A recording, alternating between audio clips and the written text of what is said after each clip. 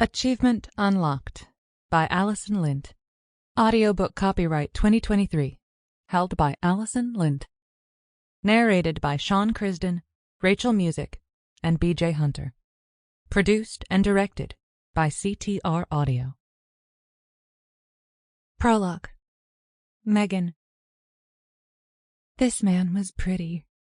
Not just because he was grinding his barely covered junk in the air near my face, though possibly at least a little because I was on my second margarita and I'd been too stressed out and busy to eat much today. But strippers were supposed to be pretty, weren't they? That was part of the point, for me to enjoy that heavily muscled back that flexed every time he moved his arms.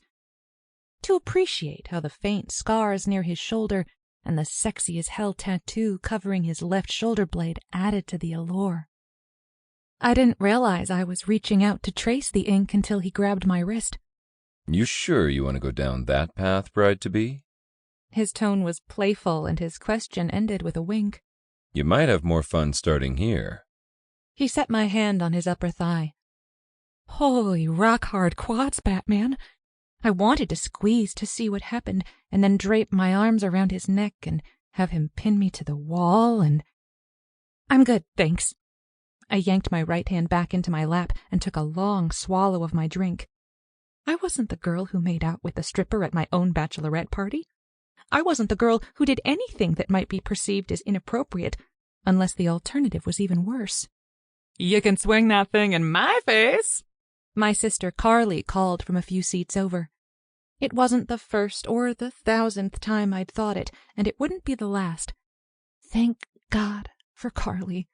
She was that girl, and some days I envied her for it, and other days it was absolutely mortifying. I was sitting on my best friend's sofa, surrounded by a small number of my currently free friends, enjoying a last-minute bachelorette party for me.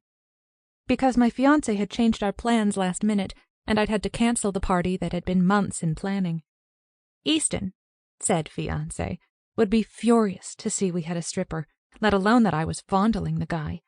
Even though I knew for a fact that Easton had strippers, plural, at the party his best man threw for him. But this was how these things worked. Sometimes I didn't like it, but it was the nature of the world. If I was cursing Easton, the man I was about to commit the rest of my life to, maybe 3 drinks on an empty stomach had been too many. My head was fuzzy. If I laid down for a minute, would anyone notice?